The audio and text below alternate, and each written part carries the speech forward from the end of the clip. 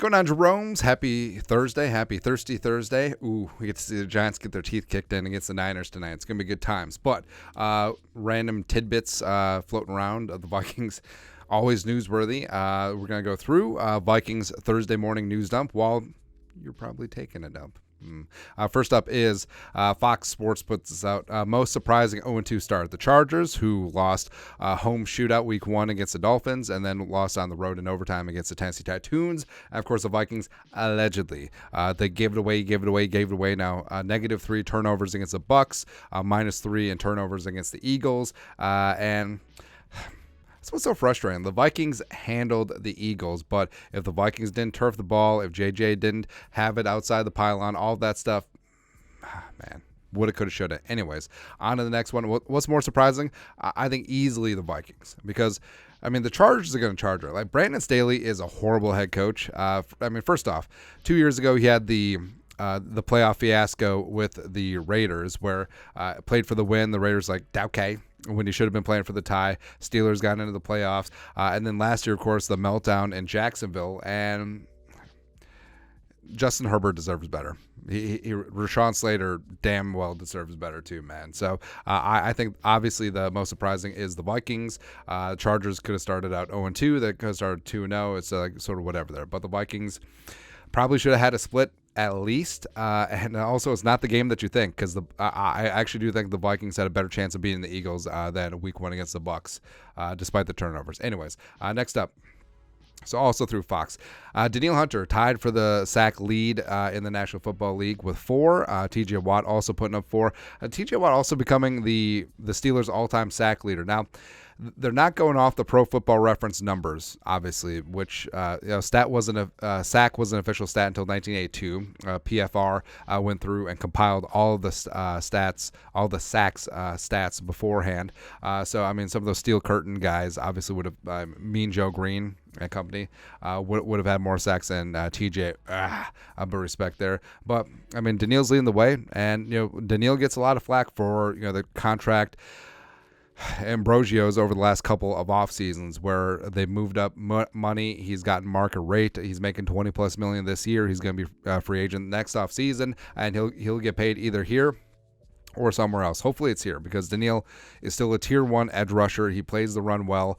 He's a good teammate. He's a quiet professional, and he's absolutely getting after it, man. And I think that this is not going to be that's not a fluke. I think that, especially in Flores' defense, is going to bring heat, and Danielle is going to find himself in advantageous situations to put the quarterback on the ground.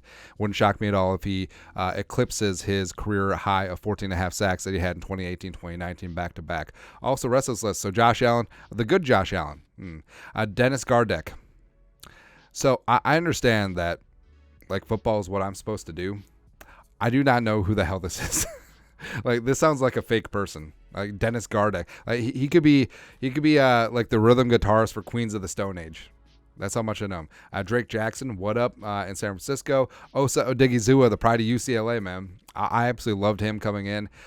He is a disruptive defensive tackle. Just no big deal. Parsons is up there, and of course Montez Sweat. Washington may have the best defensive line in the game. That's no cap, man. Then also leading Justin friggin' Jefferson, where it's almost weird where, JJ's leading the NFL in receiving, just like he's supposed to do. 2 big-time games so far this season. Hopefully finds the end zone against the Chargers. But also, the Chargers have the worst pass defense in the league. And also Tyreek Hill, who's third on this list, had 215 against the Bolts week 1. So JJ may be going feast mode. I'm betting on a 200 game. Actually, I need to write that down. Jelly beans. JJ2 hundo. It's going to be good, man. Puka Nacua is a fantastic story coming out of the Rams, where he was really good at BYU, fell in the draft, 5th round or day 3 selection, somewhere in there. And he's just taken the advantage of the situation where no Cooper Kupp, next man up mentality, and he's got good body control. He runs crisp routes. He's got great hands, and he's become a favorite target along with Tutu Atwell, son of former Gopher legend Tutu Atwell, of Matthew Stafford. And it's a fantastic story, and I don't think it's going away, because I don't think Nacua is a fluke. I think that he does have the tools to be a solid NFL receiver, and I love that he's growing and showing. Evans and Nico Collins. Ooh, Nico. Pride of Michigan finally getting a chance to be wide receiver 1 down in Houston. Also, don't have a good segue, but Brian Flores talking about bringing the heat. That's what Flores does. The final 2 years of Miami, when he was head coach, his teams finished second in the league in terms of blitz percentage, but he's gunning for that number 1 spot, man. Kevin Seifert, who is not Carl Gershmidt, ESPN, go. Vikings blitz rates under Brian Flores is pretty much what we expected. Week 1, 47.4. Week 2, 51.6. 49.3%, number 1 in the NFL. And I think that's about where he wants to be. And also, I mean, the Vikings play coverage quite a bit against Philly, so the over 50% is a little bit surprising, but that's exactly what they want to do. They're going to bring that extra rusher. You don't know who it's going to be. They're going to disguise coverage as well, and that's what it's going to be, man. Now, stopping the run when the offense 100% is going to run, that's where we're currently at. But I love that they're being aggressive as opposed to just sitting back like they did under Donashell. Speaking of sitting back, back. So Kirk Cousins, 33rd team done by Derek Clausen. He ranked Kirk Cousins as the number 12 quarterback in the NFL. Now, I feel like that's relatively fine. I feel like that's Well, actually, I don't think that's fine, but I feel like that's where the national media tends to see Kirk Cousins, about top 12 adjacent-ish. But how does he drop after his insano game in Philly? Like, I don't understand that at all. And also, I mean, Kirk ain't playing tiddlywinks out there, man. Like, he's top 5 in most statistical categories, either black or white or analytics. And Kirk has been far from the problem with the Vikings so far this season. And so I don't get it. Like, I understand some of these are legacy picks, but how could you say that Joe Burrow is playing better than Kirk Cousins right now? Like, have you seen Joe Burrow play his first 2 games? Josh Allen, like that first game doesn't count at all. Oh, congratulations. You bounced back at home against the Chandler Jones-less Raiders. Good job. Lamar, respect. Herbert, yeah, sure. Lawrence, I mean, Jacksonville didn't have a touchdown against you. You put up 9 points, bro. Okay. And then week 1, you beat the Colts. Congratulations. Then, yeah, got Dak. Respect. Dak is balling out right now. Stafford's playing well. Hurts. I mean, the Vikings, besides those 2 bomb shots to Devontae, I mean, the Vikings had Hurts in the blender, man. Yeah. Geno, I mean, so Geno week 1 doesn't count. Tua, yes. I don't know, like, Goff should probably be higher. Like, I don't know, Cousins should at least be top 10. But again, a lot of these are legacy picks. I fully understand that. But if we're talking about how these guys have played for the first 2 games, like, how is Josh Allen 2? How is Burrow 5? Don't understand, man. And then, oh yeah, Kirk's been playing well. There you go. But someone who is getting some credit from the national media, JEROME haircuts, Brian the Real Deal ONeill, 92 pass blocking snaps, 1 pressure, 0 sacks allowed. He is the highest graded offensive tackle currently by Pro Football Focus overall, and not just right tackles, overall, including left tackles. So ONeill at 86.2, ahead of Jordan Mailata, the Eagles left tackle, Trent Williams, the immortal, the Niners amazing left tackle, and of course Penei Sewell, who, I don't know, like, would Decker hurt? Does Sewell switch over to the blind side, which he probably should be at anyway? But, yeah, Sewell holding down the right side for the Lions. But it's great to see Brian, the Real Deal ONeill, getting some respect from PFF. Someone who's not getting a lot of respect is Luke Getsy, OC for the Crooked Chicago Bears. And, Justin Fields had – so the Bears had a day yesterday, man. A lot of weird things going on with Chicago, but Justin Fields has had a horrifically bad start to the season. This on the heels of him having a 1,000-yard rushing season, one of the best rushing quarterback seasons in NFL history, and also him thumping his chest saying, I'm going to be the Bears' first 4,000-yard passer. Not so much, but it does seem like he's being stifled by the offense, but we're getting into it. The legendary Courtney Cronin, go.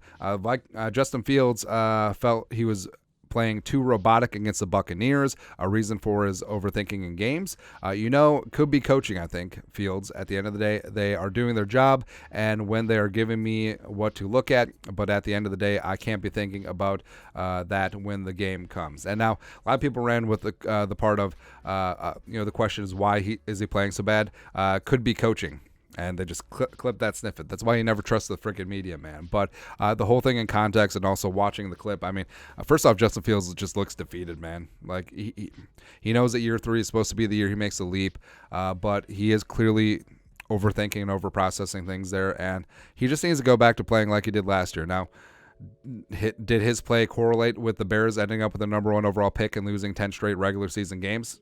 It's possible, but it would give them a fighting chance, especially when they're still lacking of weapons outside of Moore, as well as their offensive line is already in shambles with a bunch of injuries. So him trying to create something as opposed to sitting in the pocket, which he is not a pocket passer, and trying to make plays while sitting in the pocket where the pocket is non-existent with the offensive line, trying to hit playmakers who can't get open besides DJ Moore and maybe Darnell Mooney. It's a recipe for disaster. So let him run. Like, Luke Getsy needs to get out of his head. Like, this sort of reminds me of when Norv and Zim ruined Cordero because they want to make him a true full route tree wide receiver when he was just an athletic freak. They should just give the ball in random spots. They should let Justin Fields run around, make plays, chuck the ball deep. And that's really what they need to go back to, because trying to make him a pure pocket passer ain't going to happen, man. Like he ain't turning into Drew Bledsoe anytime soon. Also, all the jabroni Vikings fans is like, oh, the Vikings should have traded out for Fields in 2021. Fire Spielman. It's looking pretty good right now. Although, would have been different here in Minnesota. I mean, the offensive line still sucks. I don't know. I mean, at least it would have had Jefferson and TJ. Who knows? But lastly, so the Vikings did finally sign Dalton Risner. It's amazing. And this is finally where my personal life and my football life intersect. So my wife doesn't give two hoots about football, but she loves the TikTok. Like, she loves the dancing. She loves the viral cleaning videos. It's great. But she came across this one, and apparently she follows this person named Whitney, who apparently is Dalton Risner's wife. And her TikTok was, my husband signed with the Minnesota Vikings less than 24 hours ago, and it shows them packing up and getting ready to move, and it's kind of cool. If you know where I can get a purple Risner 66 jersey and a place to live for the next few months, let me know. Hashtag Minnesota, hashtag Minnesota Vikings. Right, so I think it's funny where, I don't know, like, I'm not on TikTok. Like, I refuse. Like, I'm with the boomers on this one. Like, at a certain point, I just draw the line. It's like, at a certain point, that's too many apps. That's too much technology. I don't like it. I don't know, man. But it is cool. Hopefully they'll get hooked up. And I just got this feeling like everything that Risner and Kevin O'Connell is saying is BS about, we'll just work him in. I think he'll start. Sunday, but I guess we'll see. Anyways, that's it. Vikings news dump for Thursday. Let us know your thoughts and our thoughts in the comment section below. Subscribe for daily Vikings takes. Want to support the work? Put a little something in the Venmo. But till next time, Skol, production value.